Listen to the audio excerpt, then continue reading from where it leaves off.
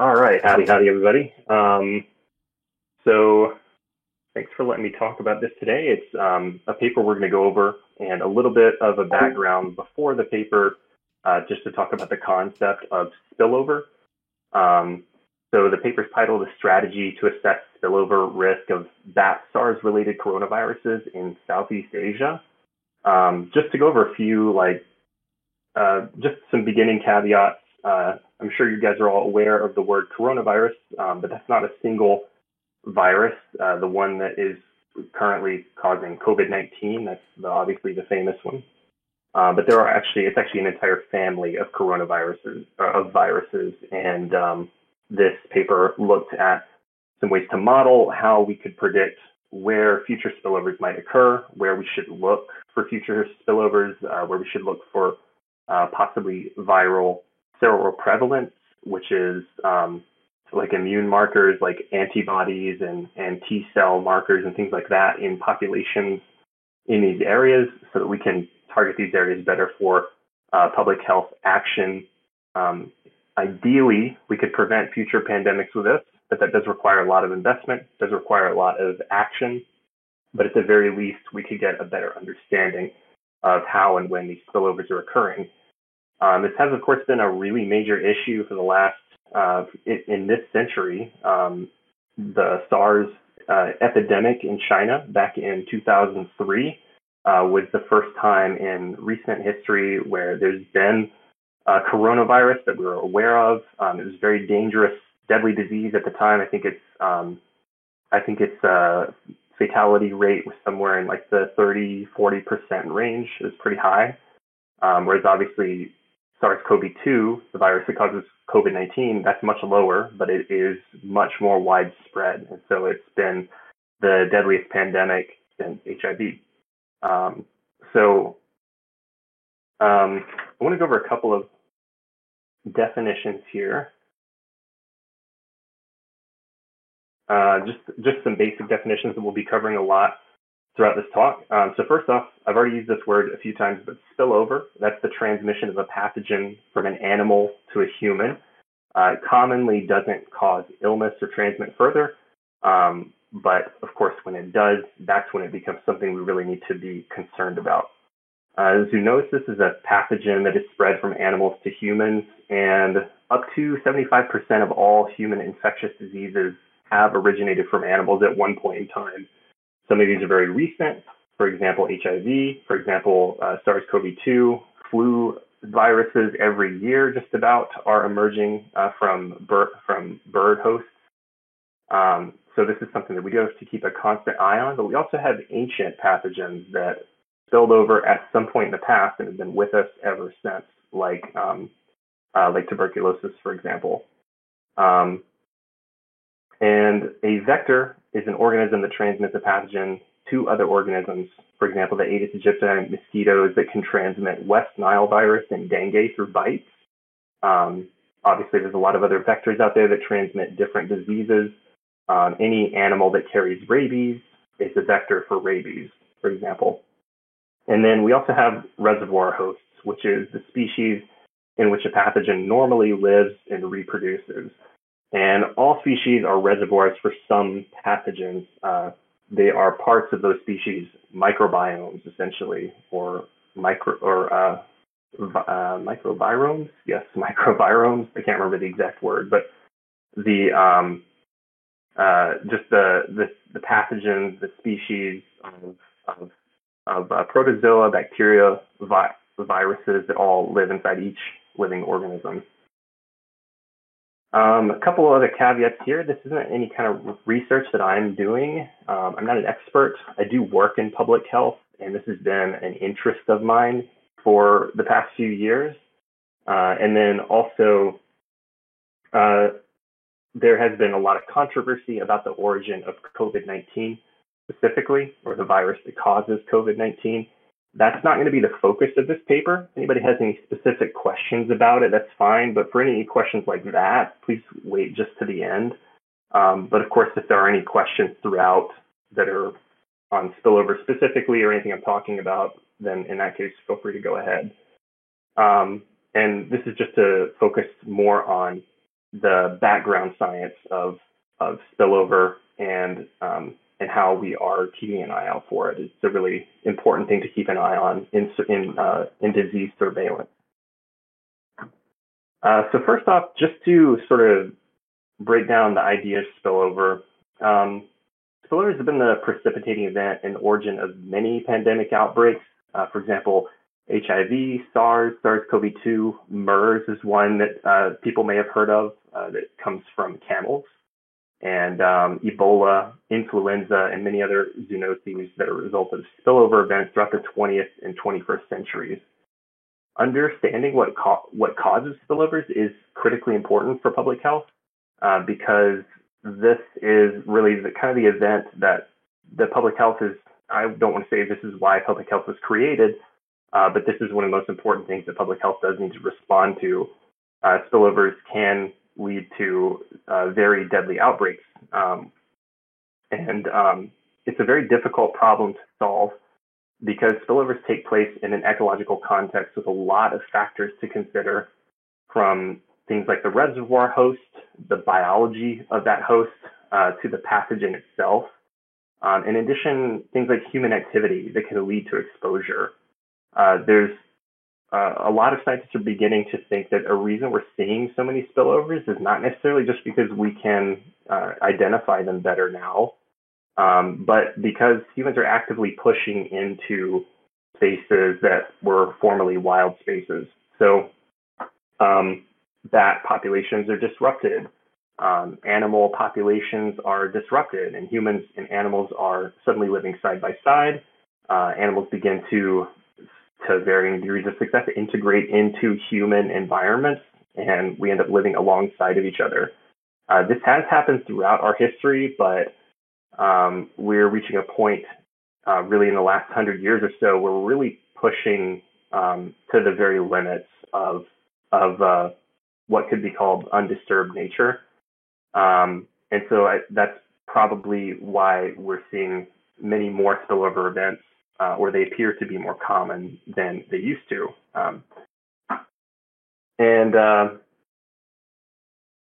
There are some additional complications to this. For example, many zoonotic viruses or zoonotic pathogens will first jump into an intermediate host before jumping again into humans.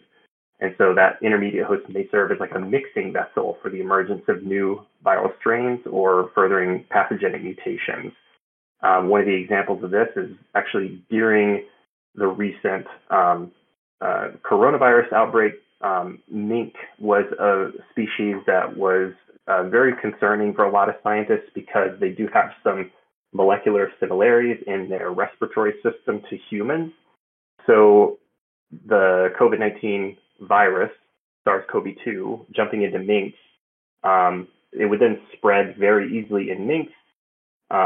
It spreads wildly because you can't get minks to practice things like social distancing and stuff like that. And so you could quickly have a large outbreak there that leads to a lot of new mutations in that virus that could then jump back into humans and cause new problems. It's either a virus that's different enough that maybe the vaccines don't work as well, or it's a virus that is different in some other way and causes more rapid transmission or something else. It's a large unknown, and a lot of these systems are big overlapping systems that have a lot of unknown factors. As I said, because one of the main drivers in outbreaks in human history has been human activity. And I think one of the most interesting ones that really emphasizes this is the emergence of HIV, which likely emerged from a zoonotic spillover in the early 1900s as colonialism and changing human geographies in Africa sparked a pandemic that was basically silent for decades. And of course, SARS-CoV-2 most likely emerged from the wildlife trade due to the demand for exotic animals in central China. And this is this is from a paper that was published in 2017. I didn't have time to cite it. I was just kind of putting it together today, actually, as I expanded this little presentation that I did. But there's a couple of this is just to kind of give an example of how complex understanding spillover really is. So if you want to look, especially starting with the image on the left here, you have the risk of spillover, which is determined by a series of processes that link the ecological dynamics of infection in reservoir hosts. So that includes like the distribution of reservoir hosts, how dense they are, the prevalence of infection in those hosts, and as that pathogen is spread amongst them, and the intensity of that infection.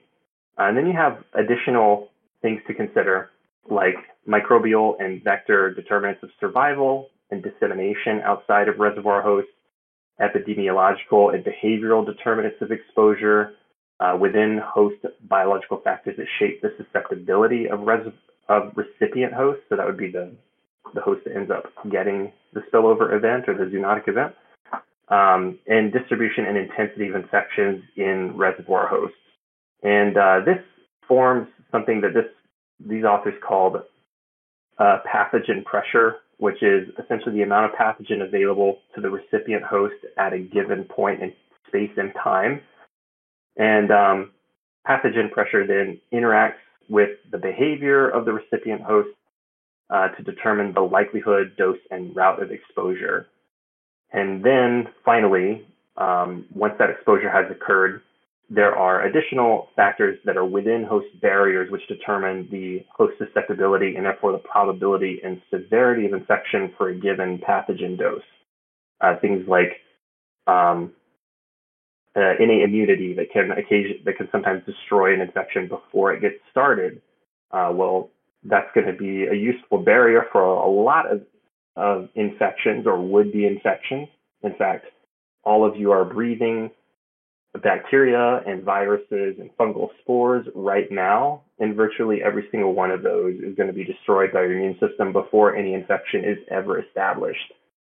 However, some pathogens are able to get around that, and that's why we end up with the diseases that we have.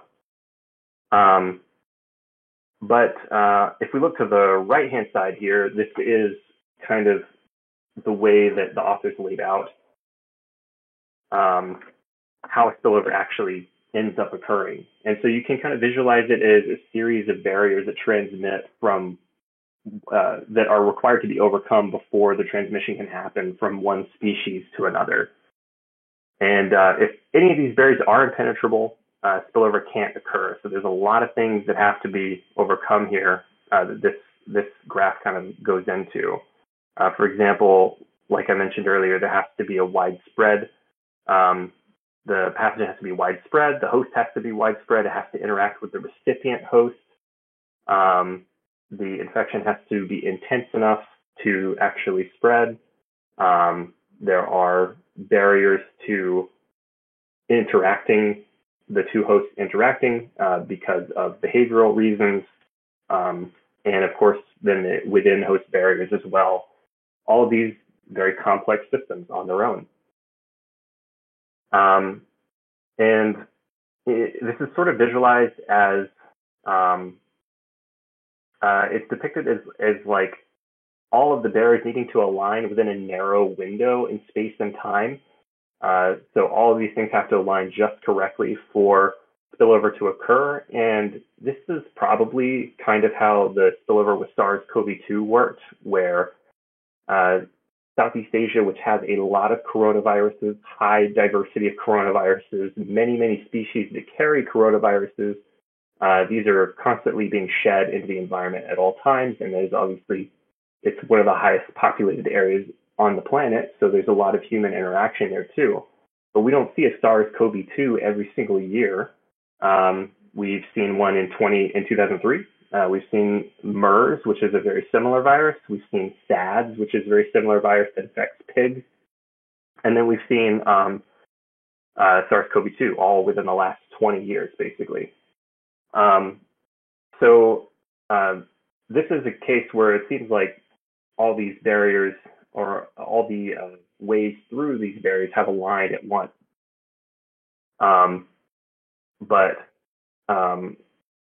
There are cases where they don't necessarily have to align. For example, with anthrax, anthrax produces spores that can survive for a very long time on many, many surfaces and many different environments. And so you can have an event where a burst of anthrax is produced by a host species, and then a long time later, a tannery worker, for example, anthrax is in skin to some degree of some animals. So leather workers have it as a health concern. Um, then you might end up with a spillover event with a leather worker sometime, months, years later sometimes. So they don't always align perfectly, but all of these barriers do have to be overcome for spillover to occur. And for that reason, for years and years, spillover was thought to be really rare. It was thought to be a rare event, but especially in the last 20 years when we've seen so many occur, the ones that I listed with SARS-related coronaviruses it's just a small sample. There are things happening all the time. For example, Ebola has spilled over in the last 20 years as well, several times. We've had a major outbreak in West Africa, Uganda, Southeast Africa, the Congo. We have yearly flu outbreaks, and frequently those are new spillovers. They're not necessarily a strain that has occurred previously, but it's actually a new spillover from a bird or chicken farm or something like that. And Nipah virus, Hendra virus. These are other viruses you just don't hear about all that often. They're not often in the public eye, but they are frequent. There's frequent spillover events that cause outbreaks in particularly in Southeast Asia every single year. But that being said, the paper that we're talking about today did hypothesize that direct bat-to-human spillover events probably occur a lot more frequently than has been reported, but they go unrecognized because they cause mild symptoms. They cause symptoms similar to those of other infections, or this particular species that happens to spill over, it's not well adapted enough to humans to spread very well, and so it just kind of fizzles out. You might have a small scale outbreak that's not even detected, where a family gets sick or a small village gets sick, and there's no one there, from the CDC or China CDC or whoever else taking samples, and so we just never even know about it. But surveys of bats in China have revealed a really high diversity of SARS-related coronaviruses, and often high infection prevalence, where these bats will have like 5 to 10% infection rates at all times in some of the species of bats that are really widely distributed and abundant. And then there's varying resilience to the habitat perturbation, which is humans encroaching on the habitat that bats live in. I lived in Tucson for a few years, and there are several bridges there where there's a lot of bats that roost, and you can ride your bike under these bridges. And of course, there's bat droppings all over the ground, all over the railings there. And I have made the mistake before of leaning up against those railings when I was taking a rest from a bike ride or something like that. And let's just say I'm lucky that I didn't cause SARS 2022 or something like that. But like they interact with you in environment, and that's what leads to these spillover events. And a lot of them have probably previously gone unreported. Southeast Asia is the area that they wanted to focus on because it does have a lot of diversity for bat species. And we also know now it has a lot of diversity for coronavirus species. So that's why the authors decided to focus on this region in particular. So this is now we're finally getting to the paper that I said we were going to talk about. That's a little bit of the background about spillover. But essentially what we have here is some of the initial data about SARS-CoV-2. Here they're calling it 2019 novel coronavirus. That's what that 2019 nCoV means. But they did a phylogenetic analysis of SARS, MERS, and SARS-CoV-2, which suggests that each of these outbreak strains emerged from coronavirus lineages from bat reservoir hosts.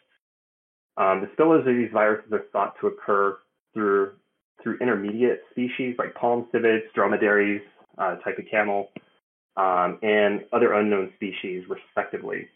We still don't know exactly what species the SARS-2 virus came from. Seems pretty likely that it was a raccoon dog, but that's not verified. However, direct bat to human spillover events may be more common than previously reported. Whoops, there's a little bit of a repeat in my notes.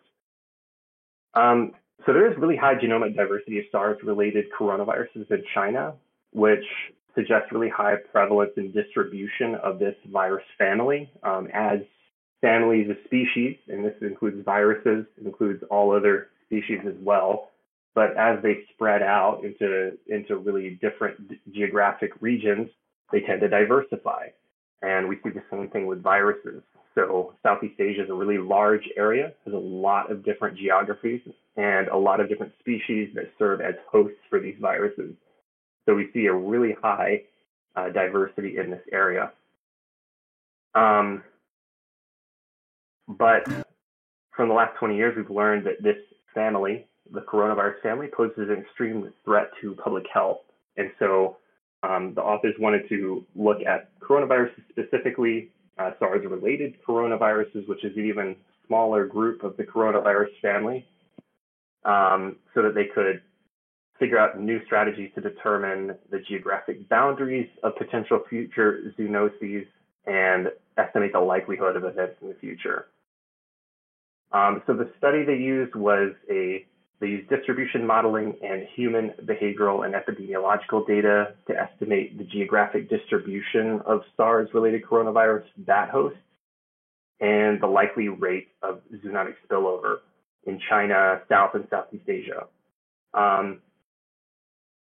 The results suggest the rate of spillover from bats to humans, and I think also we can make the reasonable analogy that these results apply, although they don't include necessarily bats to intermediate hosts to humans.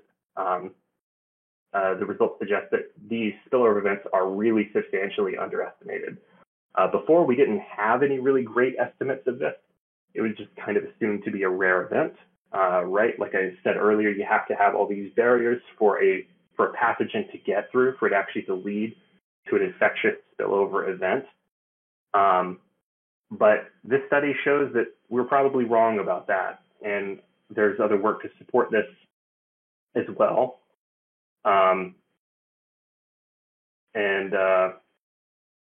Yeah, sorry, I was a little distracted. I'm not sure if I'm seeing questions or not, but yeah, Chippa, please feel free if someone has a question, just interrupt. Yeah, no questions so far. Okay. You did good. Drink. Hold on. Unless people have questions. Yeah. Everything's made sense so far, to me at least. Great. And so this study identified some key geographic areas that can be prioritized for targeted surveillance of animals and humans, and it offers a proof of concept for assessing the rate of zoonotic spillover. And even though the focus of this paper isn't to look into the origins of COVID-19, the model developed may be able to help us target where we should look to find certain clades of viruses that may have been the progenitors for COVID-19. So I just want to explain a few of these graphs here for everyone taking a look. The first one up here, A, with this circle graph, is that is, let me move my screen here so I can actually read it.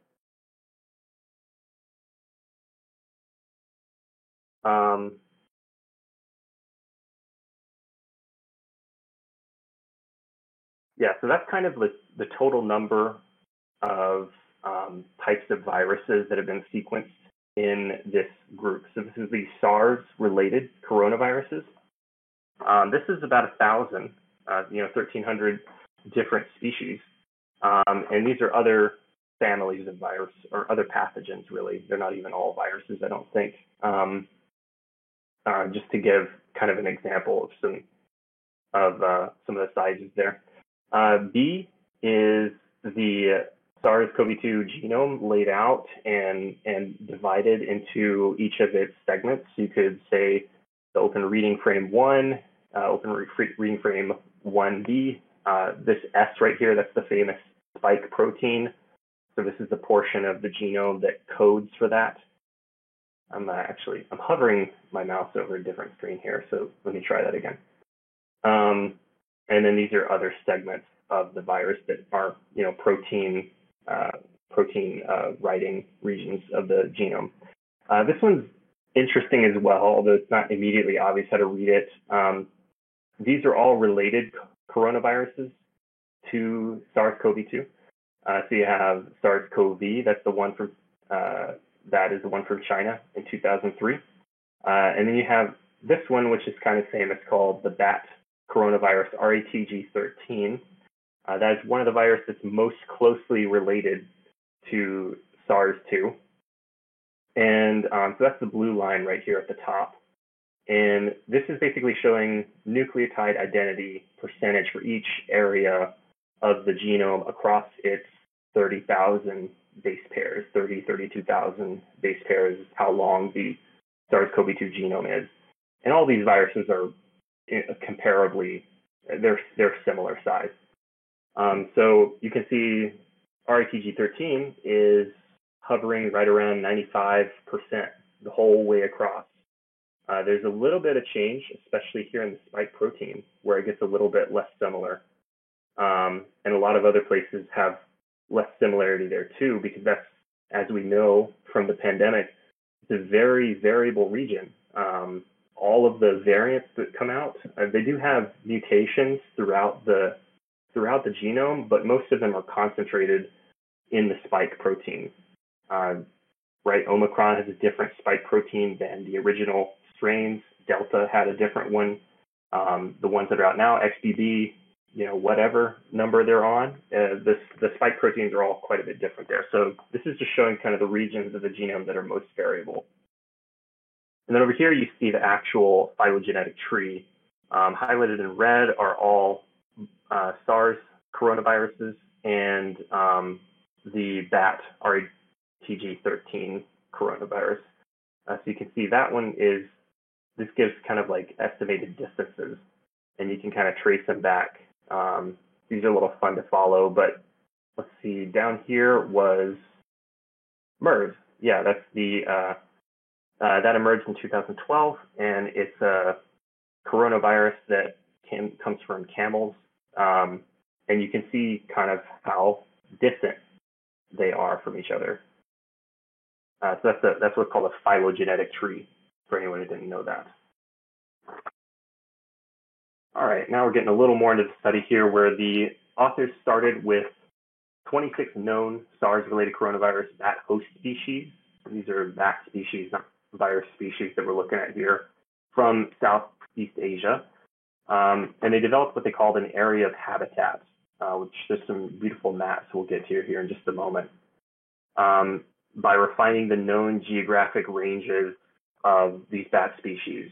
They started with the known geographic ranges from the IUCN, and they narrowed the ranges for each species according to habitat suitability, elevation limits, and the boundaries of Southeast Asia, which is the region they were looking in. The refinement did shrink the geographic regions quite a lot. So one of the more widespread ones is Rhinophilidae malayanus, which was shrunk by about 42%, and some others were shrunk almost entirely. And that is just to get a more workable area that they could look at. And it does also provide us a more conservative estimate.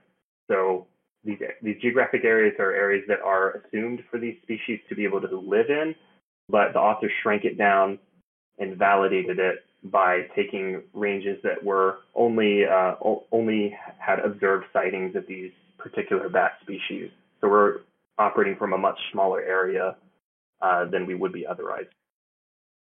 In general, the larger the area of the species habitat, the more people were within that given range. And the largest area of habitat was for a species called R. luctus, which you can see up here. It encompassed about 2.9 million kilometers and about 190 million people. There were a few outliers to this. We can see Arbutus is even a little bit of an outlier itself, but you see this plot here where they plot the number of people in the area and then the total area size as well, and then where each bat species falls along that line. Over here in graph B, that is the proportion, that's like the geographic types, geographic environments in each area, biomes, you want to think about them like that, like Minecraft biomes that are in each area. And down in graph C, that's the number of people who lived within each of those biomes, within each of those species areas. So I'll give you guys a second to look at that because that's a little bit, that last one especially, I had to read it a few times before it clicked with me. But this is just kind of overview of the data they found for the different bat species and where they're living in the continent of Southeast Asia. Any questions so far?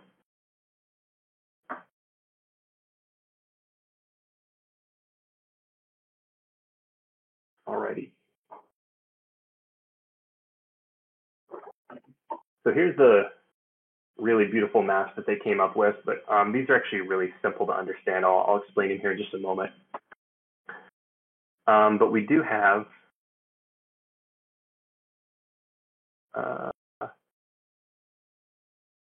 on the left-hand side, map A, it's the species richness of the bat host species.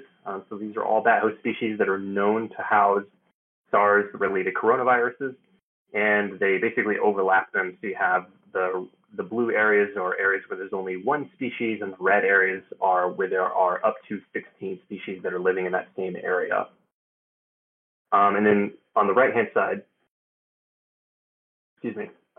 that's the relative bat-human overlap. So you take that host species richness map from the left-hand side and essentially overlay it with population maps. And then they normalized it as well. But in this case, it's a little bit harder to see, but you can see some really high hotspots right here around, there's little dots in China. Those are cities where those are occurring. I think this one is a city called Guilin.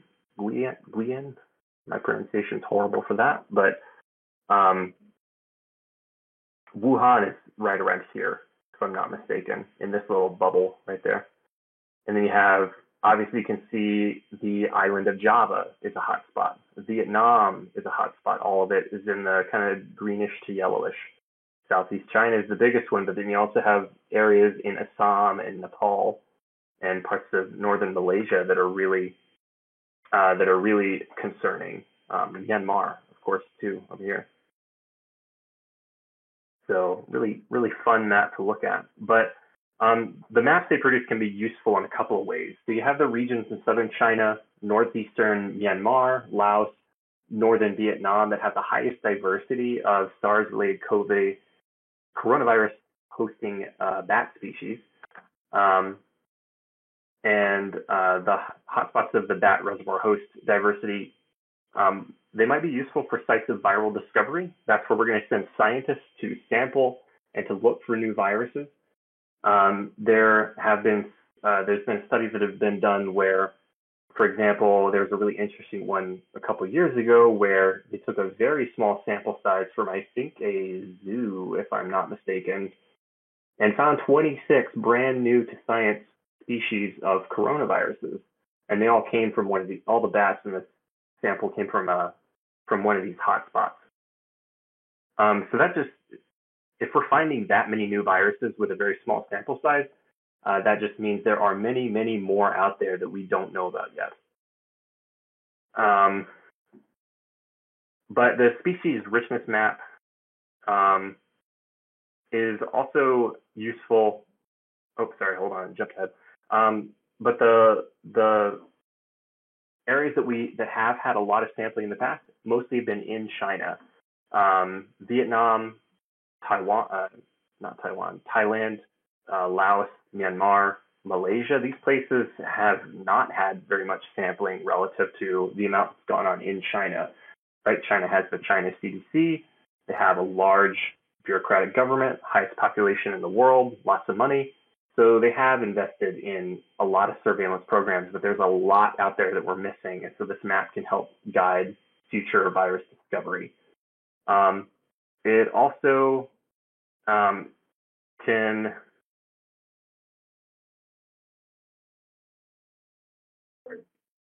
for the pause there.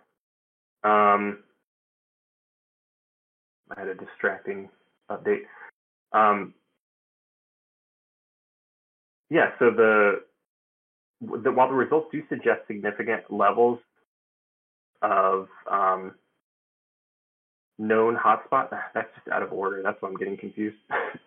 Sorry, everybody. But anyway, the known hotspots for bat and potential viral diversity are located in southwestern China, but the map also identified a lot of these bordering regions as well.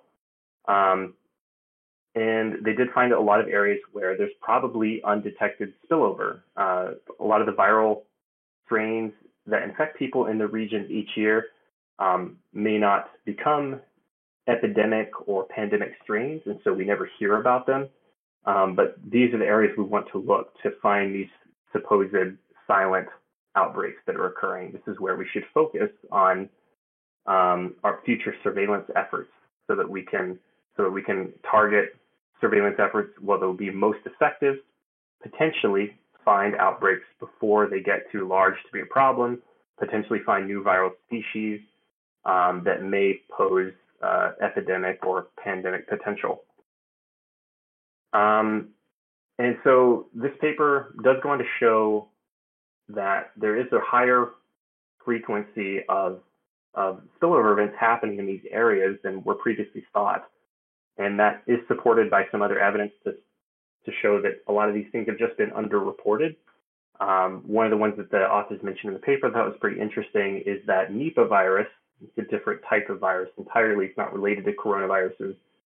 But it does have,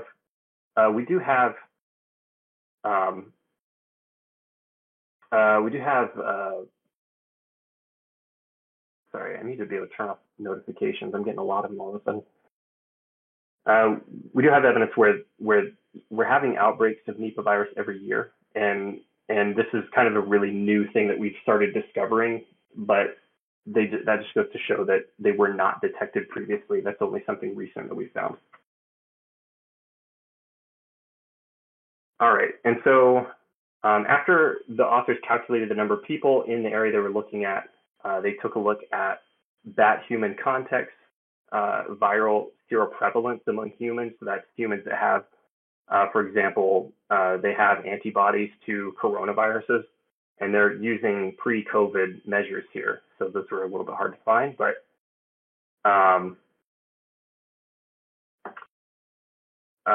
let's see.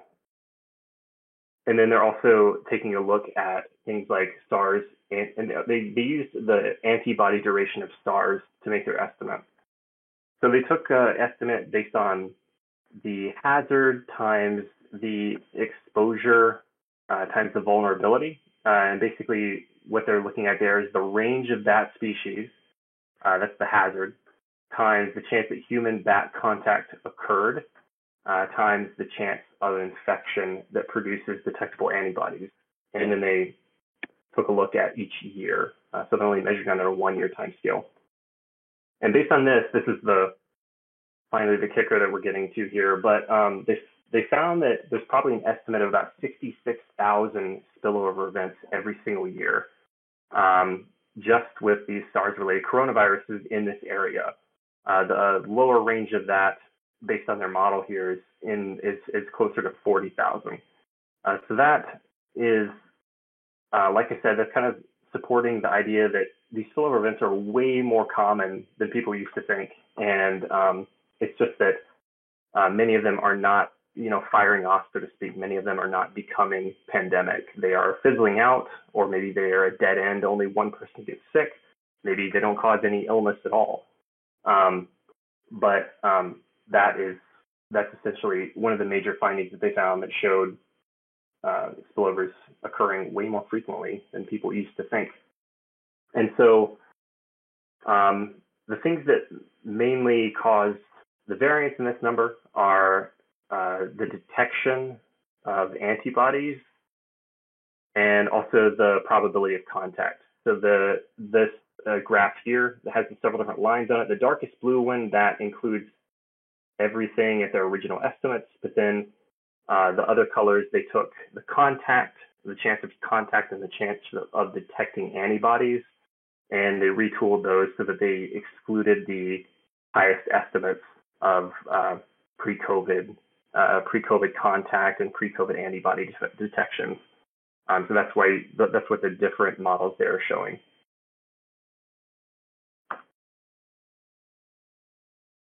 And so this calculation of undetected spillover events really represents the first published attempt to identify the spillover risk of SARS-related coronaviruses directly from bats to people. There are several caveats that go into this. For example, the input variables were modified to account for uncertainty, although the way the authors are describing it, it really makes me think that they were going for a pretty conservative estimate. So future work on this might show a higher estimate of spillovers, or what would really be best is if we could get some of the surveillance that the authors are calling for on the ground, and then we could take direct measurements, and then we can find out much more accurately how many spillover events are actually occurring in many of these areas. And that could be done just from taking surveillance from a few key spots in this area. You wouldn't have to surveil all of Southeast Asia. That would be impossible.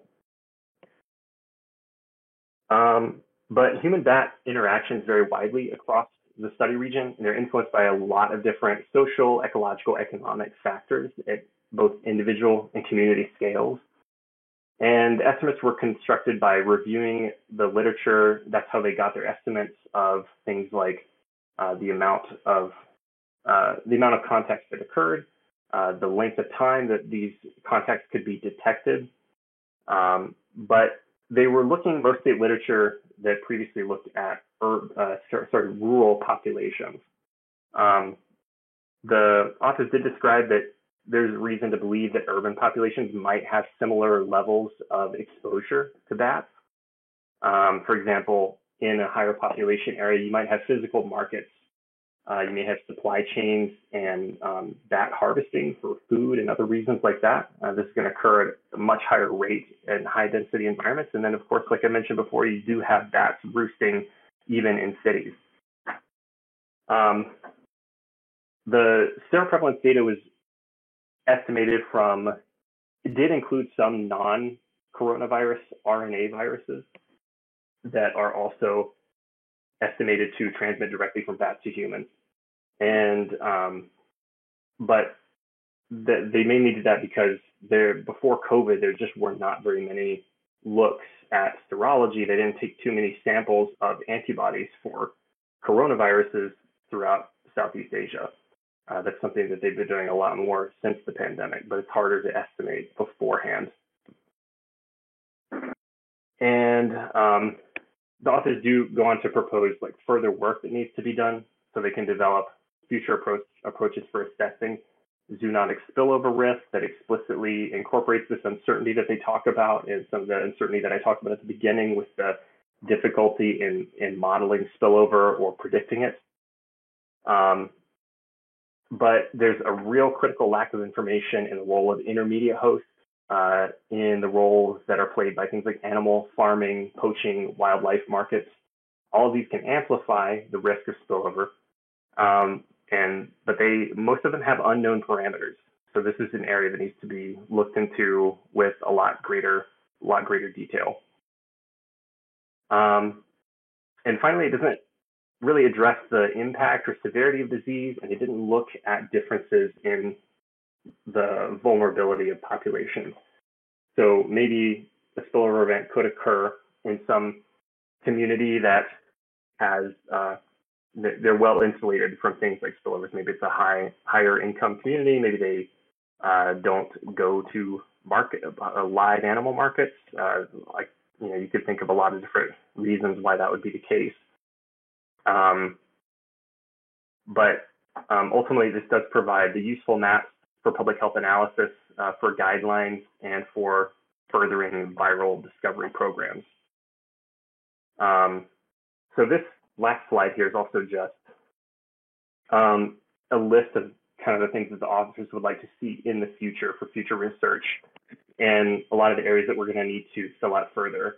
This is a really important first model. It's a good first attempt, but there's still a whole lot of things that we have to fill in. We have to understand more about the identification of the viruses we're looking at. We have to make sure that the habitats that we're looking at, where some of the limestone habitats were considered highest likelihood of where bats may live. We do have to go and verify that on the ground, and that is the region where caves occur, these limestone rock outcrops. So that was the assumption the authors made, but they do need to go and look and see how many bats are there, how many viruses those bats have, that sort of thing. We need to take a look at surveys across different cultures and environments. How does this affect rural versus urban populations? And then, of course, the host-specific mechanisms like immunity, innate immunity, previous exposure, genetic mechanisms that might provide some kind of resistance to one strain of virus versus another one. So there's a lot more things that they list here, but that's just a few of them. And that's pretty much the end of the overview. So overall, I thought it was particularly interesting to give context to spillover, which has been a popular topic of conversation. And we can see from the work here that it is really a very common event, at least among coronaviruses. But this model does provide, it can be easily retooled for other diseases as well, and hopefully will be. Hopefully we'll see that soon. Any questions? R or ArcGIS for figures mapping geospatial stuff? I believe they said they used R, the authors. What is R? ArcGIS? Yeah, R, the programming language, and ArcGIS. They do have a really long method section. The methods are actually longer than the paper. Maybe I can find out really quick. I'm not going to do a search for just R, I don't think. But yeah, I believe I remember they used R, and I don't think they used ArcGIS at all.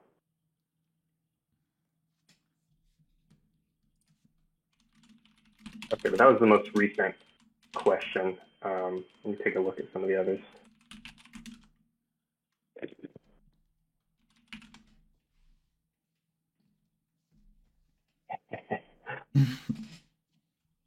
That's okay.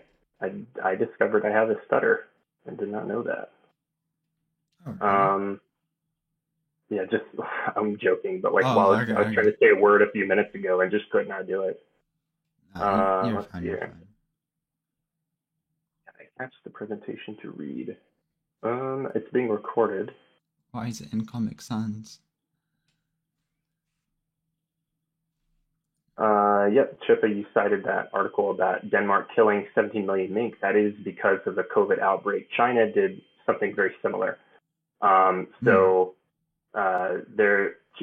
is the #1 producer of mink fur, and China is number 2. China basically ended a $70 billion industry of mink fur overnight after the COVID pandemic began. Oh, that's interesting, actually, because people are asking, why don't they shut down things like these markets that spread it? But I guess they were kind of cracking down on it. Yeah, they certainly were. I mean, they were culling just the same way that chicken populations get culled all the time during, for factory farm chicken and that sort of thing. There's just some viruses that they kind of just kill immediately for because it spreads so rapidly through an animal population, and coronaviruses for mink are like that. I could imagine culling a bunch of chickens is not as bad as killing a bunch of minks because they're Yeah, minks are a little bit cuter. yeah, they're adorable. Well, take it up with the Danish, I guess, and the Chinese. Um, see, that's content. Find out where receptors, stuff, FX, see what cascades are involved. Okay, I don't know if that's a question.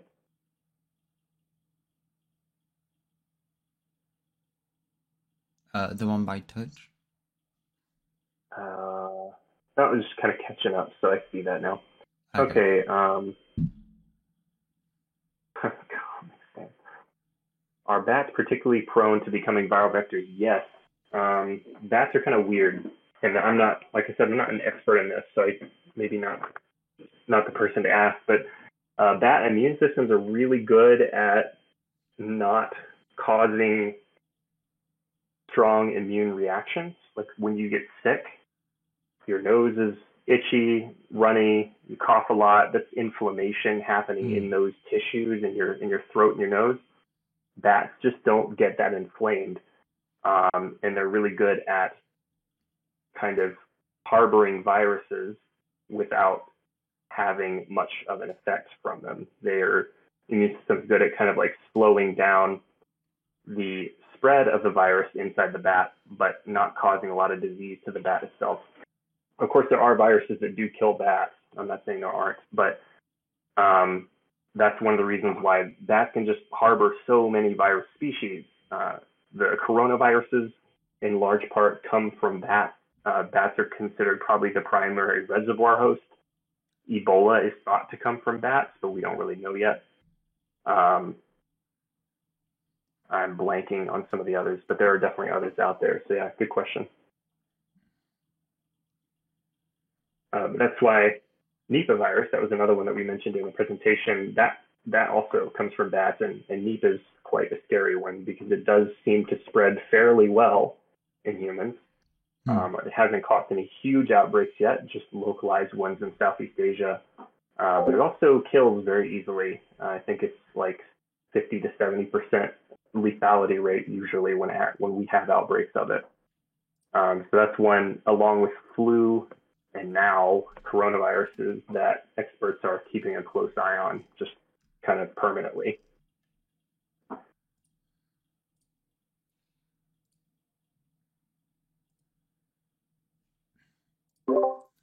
I just realized I technically didn't start the event properly. What was that? I didn't start the event properly, technically. But everybody found it anyway. Oops.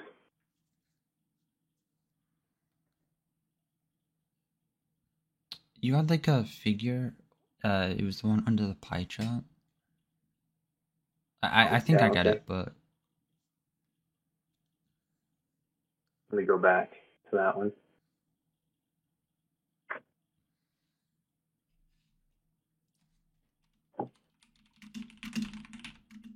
You mean C down here? yeah. So like, is that just like how,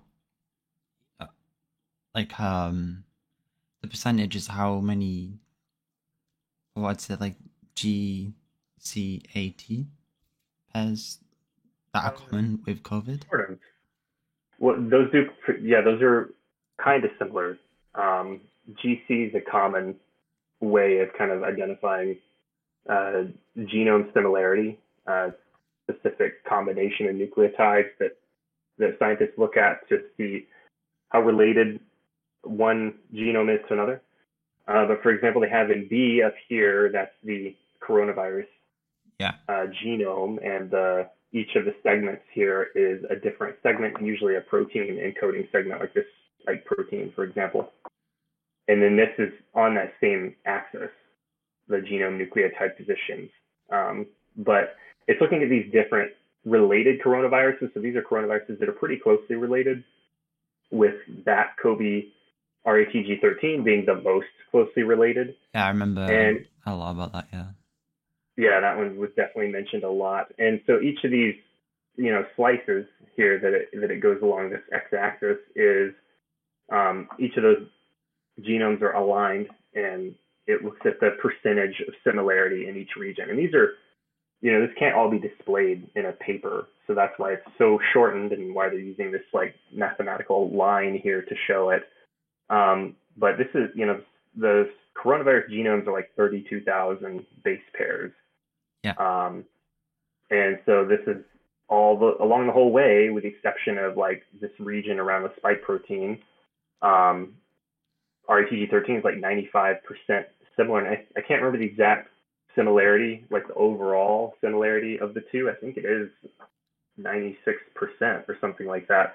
But the RETG13, that's a virus that has at some point in the past diverged from the virus that we now call SARS-CoV-2, probably sometime like 50, 60 years ago. So 50, 60 years ago, they had a common ancestor virus. Okay.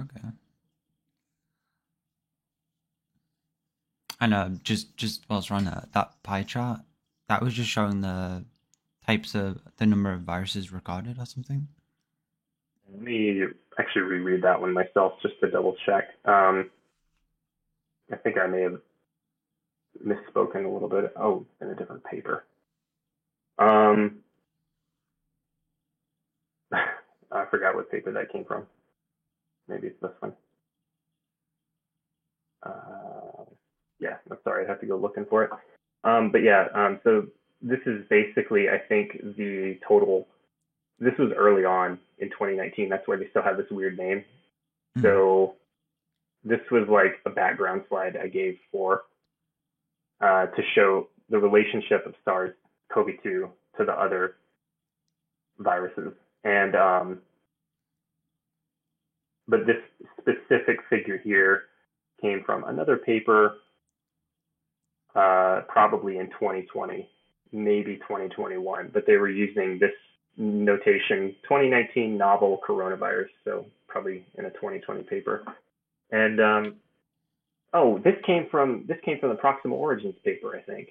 I think it had to have. So that's a paper by Christian Andersen, who wrote one of the first papers on the origins of COVID-19.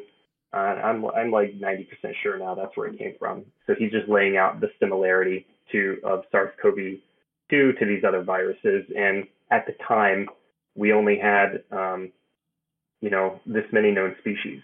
So this is 13,000 species of SARS-related coronaviruses. And these are other bacteria, Saccharomyces, it's a fungus. Proteus phage, it's another virus. So these are other pathogens. Okay. I think Rasta had a question in the chat.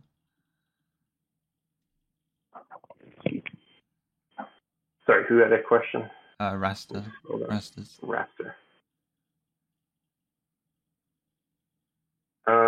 What they plan to do? Yeah, good question. I did not have a chance to really read their suggestions for the future, but they do lay out a few things at the end of the paper that they want to look into. And one of the things that I was particularly excited about was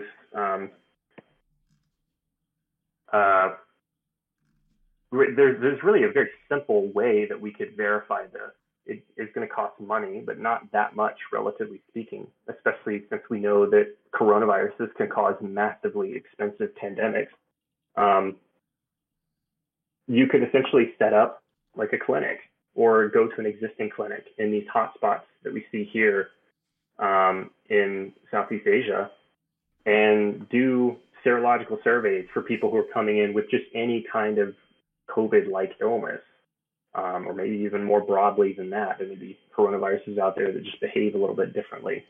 So we could set up clinics to do kind of surveillance like that. And you wouldn't need a lot to get a very accurate estimate. If you had some in most of the major population centers, and maybe a couple of rural ones or something like that, in some of the higher prevalent areas like out in rural Java or rural Myanmar or something like that, you could come up with some really accurate estimates that either are going to verify the findings of this paper, which is that 60,000 spillover events per year, or it's going to show us something different.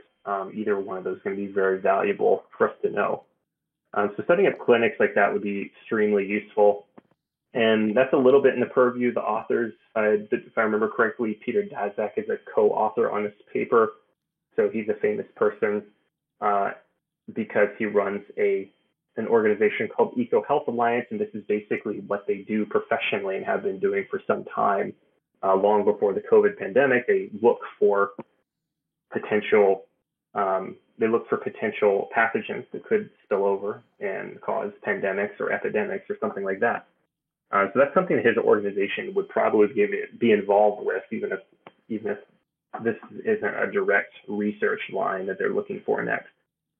But all these are ideas about future research that they would like to do, looking at better sampling, identifying new species, identifying what about these virus species are going to make them more likely to be pandemic, more likely to be deadly.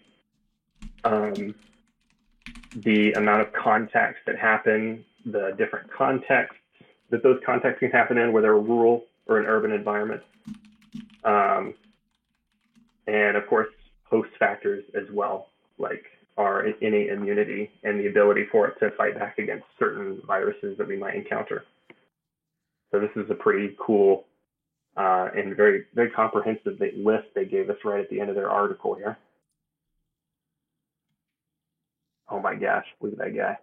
I know, they're so cute. Drug had a question about just above Rastas as well. If there was a virus host to your list, bats would be at the top. Any others? Good question. So I don't really know a great deal about what are the riskiest species out there, but it's going to depend a little bit on the virus. It's going to depend a little bit on the host species. For example, like I mentioned earlier, minks have some similarities in their respiratory system to humans, which is why they're able to transmit pretty easily to humans, why we were so concerned about the mink farms. Not saying that I would put a mink on the tier list specifically, but it might belong there. There are other species that have been implicated in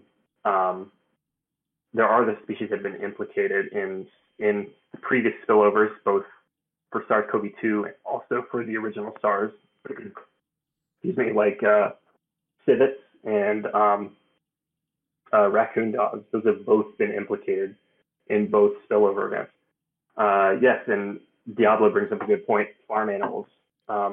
There are millions of pigs, cows, birds on this planet that we use for farming, that we use for food. And factory farming is a big area that we need to keep an eye on for potential spillovers of pathogens. I mean, we do see it commonly. We see things like E. coli outbreaks. That comes from cows. And while we do also have E. coli in our own guts, the strains that exist in cows are the ones that can sometimes cause us problems. They don't natively exist in humans. Birds. To give you the best answer I think I could give, what was it, Drog? I would definitely say birds, because birds are the host pathogens for flu viruses. And the last major pandemic we had like this one was the 1918 flu virus pandemic. I think it was actually traced to a pig farm in Kansas. Like that was where it probably started from, to the best of our ability to tell. Bird species are the ones that are the ultimate host for flu viruses, and it probably spilled over from the bird into a pig, and then from a pig into a human, and then we had 1918 flu. So birds would definitely be very high on the list along with that.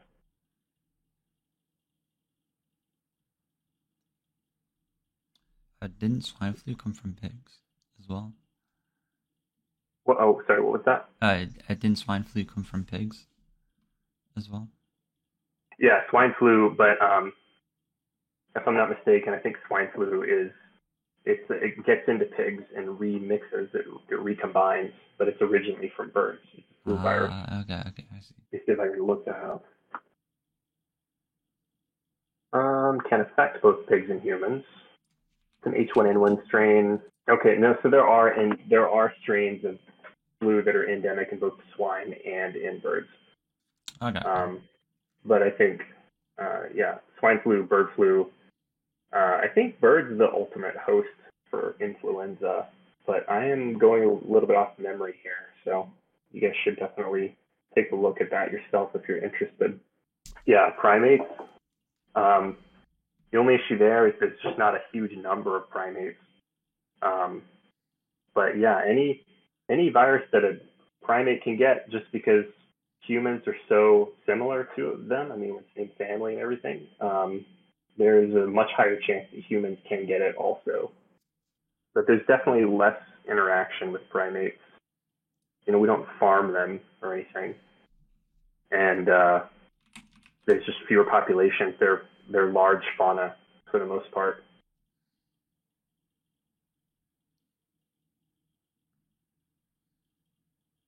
Just imagine how many spillovers we had if we lived in a world with Pokemon. That would be horrifying. That's what they don't show you on the TV shows. Rats and the bubonic plague. Yes, rats are carriers of the plague. Again, I'm just going from memory here, but rats are carriers in the plague, but plague has to sort of multiply in flea guts to become a major problem, if I'm not mistaken. So, like, yeah, you can get plague from a rat or something. It's endemic to parts of the West, the Western U.S. Um, I worked out west in a rural area at one point, and they said to watch out for plague while I was out there. Hantavirus is another one that is in rats and rodents in general. Hantavirus is quite scary. There was a lab, Vanek, you bring up a good point. There was a lab outbreak of Marburg virus, I think. That's what that book, The Hot Zone, is about, which was a really fun one that I read years and years ago. And that came from a monkey colony. I think they imported it. So they imported a monkey that had Marburg virus, and it got into the colony and then infected maybe some other colonies as well, not just a single one. Marburg is a very similar virus to Ebola for people who don't know. Very similar. North Africa after COVID. I hadn't heard that. I guess that makes sense that they're worried about coronaviruses in monkeys, but we can always have AIDS 3.0. Okay. Yeah, and that was another thing I was going to mention, Diablo. So there's a number called R naught, um, and that just basically kind of estimates the number of people that a disease will spread to after someone is infected with it. So, for example, if a disease has an R naught of 1, that means if somebody's sick with it, one other person is probably also going to get sick with it. Most diseases don't have an R naught of 1 or less. And that's why they fizzle out. They don't become pandemics. They just kind of fizzle out naturally because they're not spreading. They're not spreading enough to sustain the chain of transmission. But COVID, I don't remember what it was when it first emerged, and there probably was a time period when it was below 1.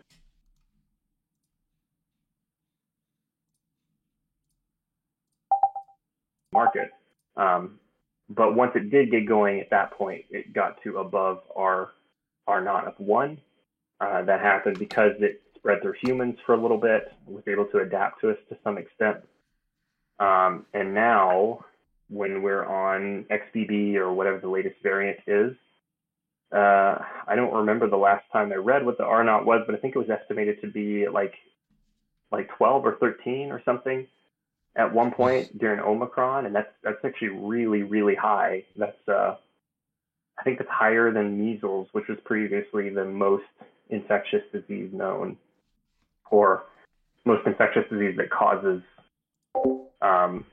causes disease. There's some human adapted strains that are like endemic to all of us, or almost all of us have it, and those things spread very, very easily. They usually don't cause very much disease though. Yeah, because like that one strand that's really similar to COVID, didn't they find that from people who were infected?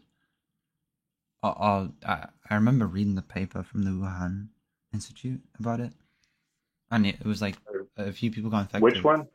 The RGG13 or something, the COVID SARS strand. I can't remember what it's called exactly.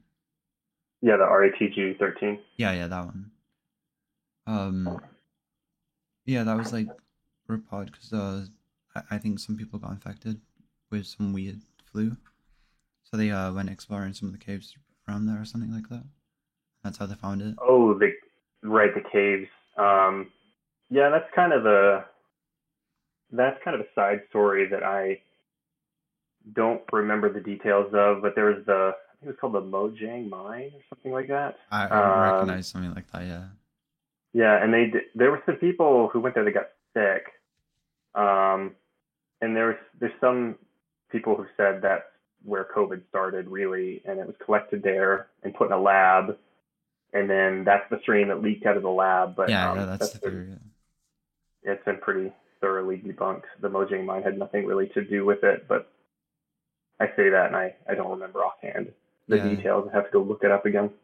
It was just scary. Like it was kind of like I think they found it. I don't think they collected it from people, but they found it because it had infected people. I think, or they found antibodies for the. Right. Well, some people got really sick. I think. Yeah. Don't touch bats. Don't touch birds. Don't do that, guys. Bad idea. Bird flu is a big problem. And bats, of course, like we talked about, have so many pathogens. Like I said, coronavirus probably comes from them. Ebola probably comes from them. Marburg, just not a good idea to go handling those things or hanging out where there's a lot of them. So rabies comes from bats ultimately. And that's a really scary virus. Yeah, Nipah viruses as well. Very deadly.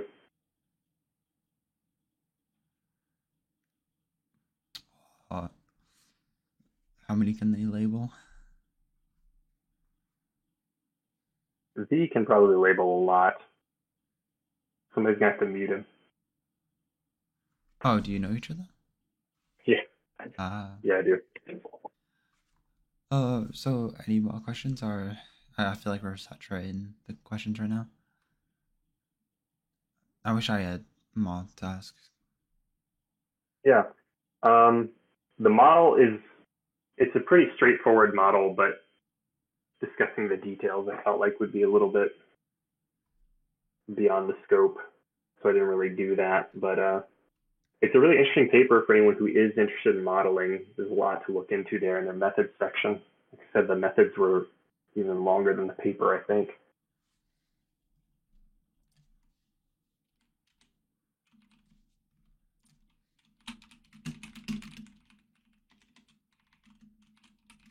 Oh no, Chippo's being called out. Well, apparently it's been recorded, so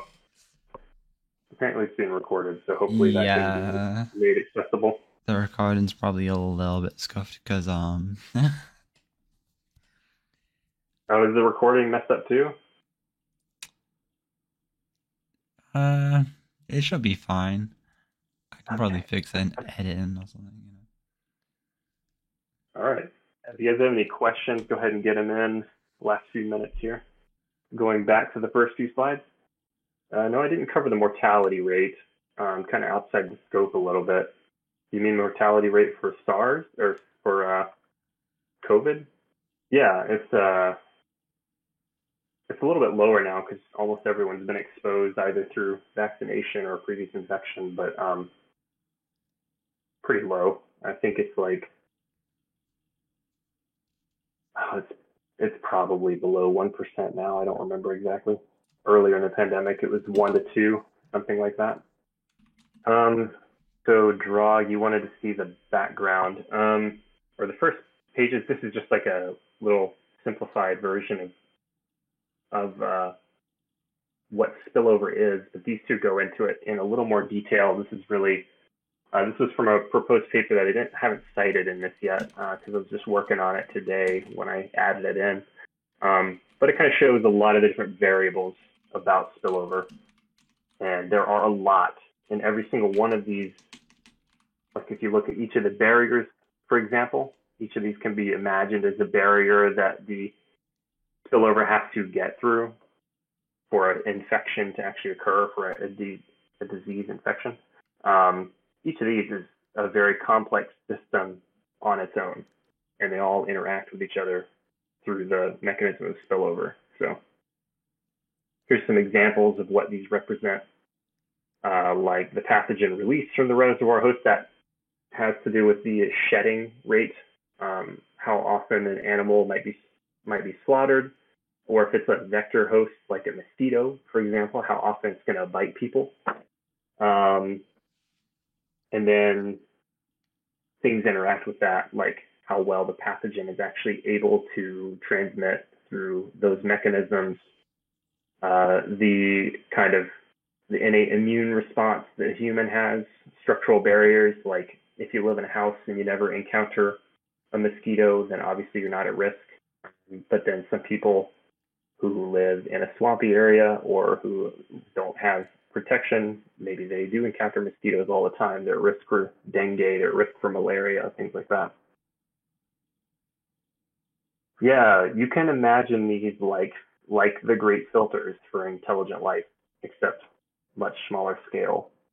There's a lot of things that pathogens have to get around, but kind of one of the major things I was trying to get at with this paper is, at least with coronaviruses, these spillover events are much more frequent than we thought.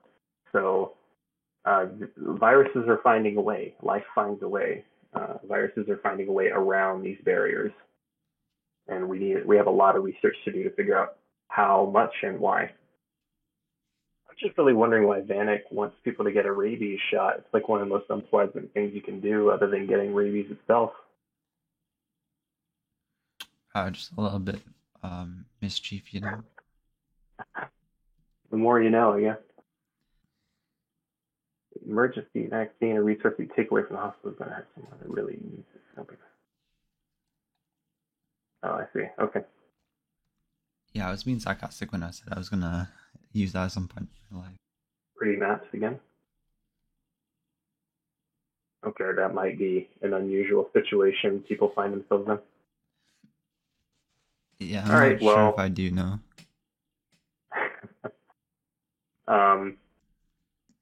No worries, V. I think it's been recorded, so we'll try to share that. But I guess that'll wrap it up. Yeah, I'm sorry I messed up the event thing at the start. Like, I was in the thing, but I couldn't find where to start it properly, I don't think. So, no worries.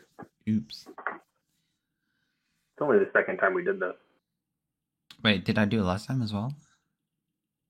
I don't know. I feel like I did it last time, because I just kind of sat by and watched last time. Yeah, a lot of people said they didn't know it started. Alrighty. I guess like you can get the role from the channels and roles tab right at the top of the Discord. You can get like a role so you'll get notified when it's about to start, like an hour before it's about to start. Okay. Yes. I do want to answer this question from Tier Sorcerer real quick. Yeah, reverse happens. Spillover is really just a concept. We use it as humans because we're most concerned with keeping humans from getting sick. But yes, any species can spill over their native viruses into any other species. Native pathogens, I should say. I say virus all the time instead of pathogen because that's what I've been focused on for a while. But yeah, this all applies to pathogens in general, not just viruses. Yeah, I think it affects cats. I can't remember if it's cats or dogs more, one or the other. Yeah, COVID, probably lions. We've talked about mink COVID can infect deer as well. There's in North America now we have COVID strains running around deer. So here's an additional thing for y'all to think about, and I guess I'll leave you with this. But COVID is spread. It's a very promiscuous virus, which means it spreads to a lot of different species. It's always been able to spread to a lot of different species. Um, and that's one of the reasons why it spilled over to us so easily, but it also was doing the same to the raccoon dogs in the market. It was doing the same thing to the civets. And out in the wild, now that it's spread around the world because of humans, it has spread to things like deer, lions, mink, wild animals, as well as captive animals. And so we've seeded, let me go back to this actually. So we can see here this phylogenetic map. We have the SARS viruses are here in red. That's RATG13, which I don't know if that causes illness in humans or not. But down here we have MERS, and that is another virus that causes illness in humans.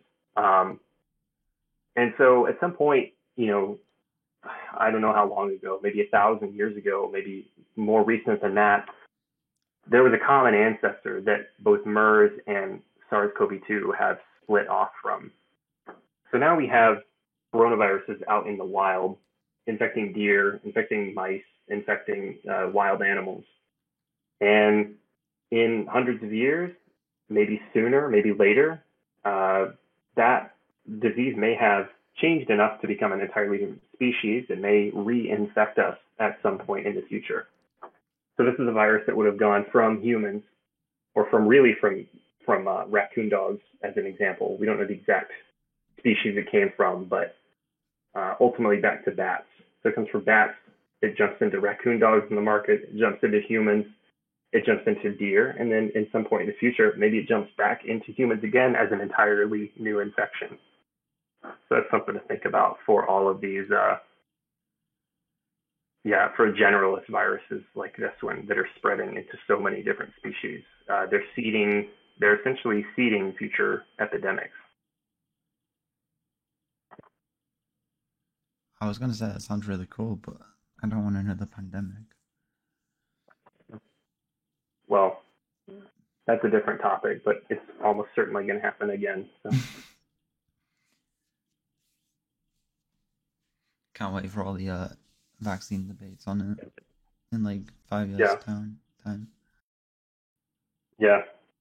I mean, for any future pandemic, we have these vaccines they're the baseline.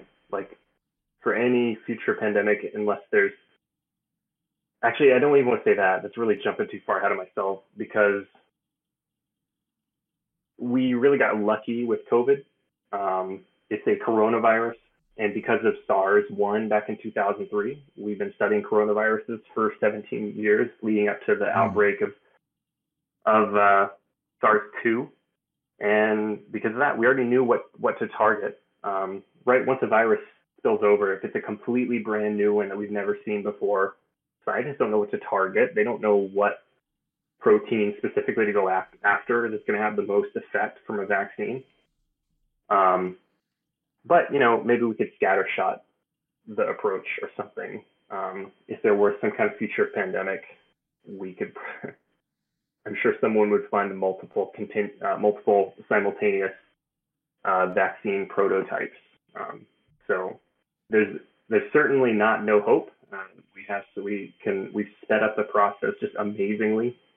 But there's all kinds of things to consider. Like, what if the future one is significantly more deadly? What if there's a pandemic in the future that has like a 10% lethality rate?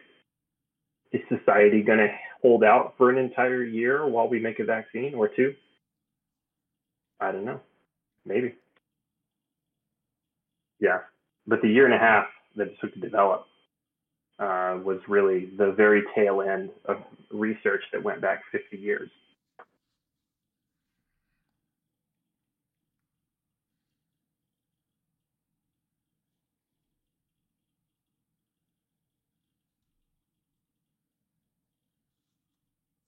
I could speed it up, but we don't know enough yet to say. We don't. AI would give us targets much more quickly, I would think.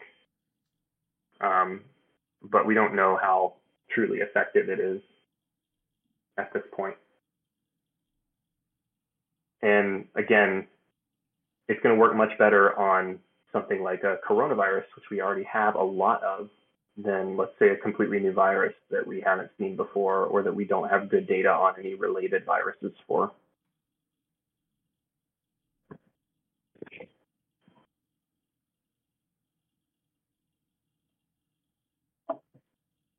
It's definitely a good innovation, but it's not a magic bullet. What protein folding? I'm guessing that's talking about like understanding how proteins fold.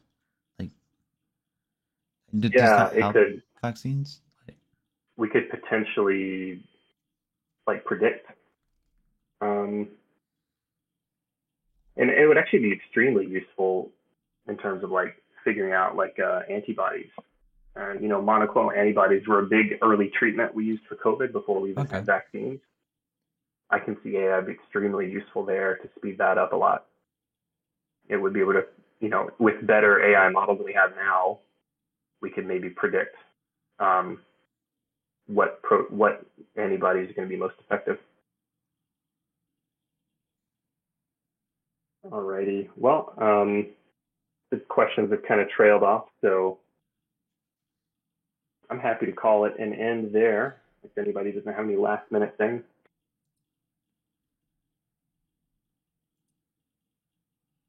yeah, no, it was good. It was good.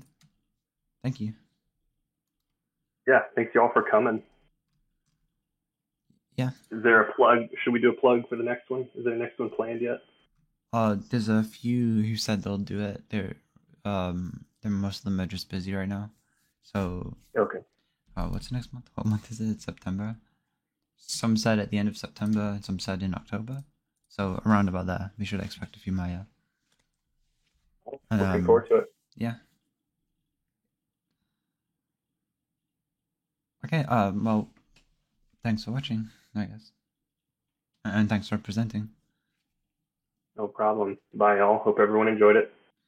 The ranges of topics. So one, Geometromancer is going to do some stuff on general relativity, and Spinsars, which relates to like some stuff I don't understand. I'm not going to pretend I do. And I think Ninja Toast has some evolutionary biology stuff, I think. And then this is just from memory. I can't remember all of them. Empty Puddle had some stuff about neurology, I think. Like he's on like 2 PhDs, and he said he'd present on some stuff to do with that. And yeah, so there's quite a wide range of topics.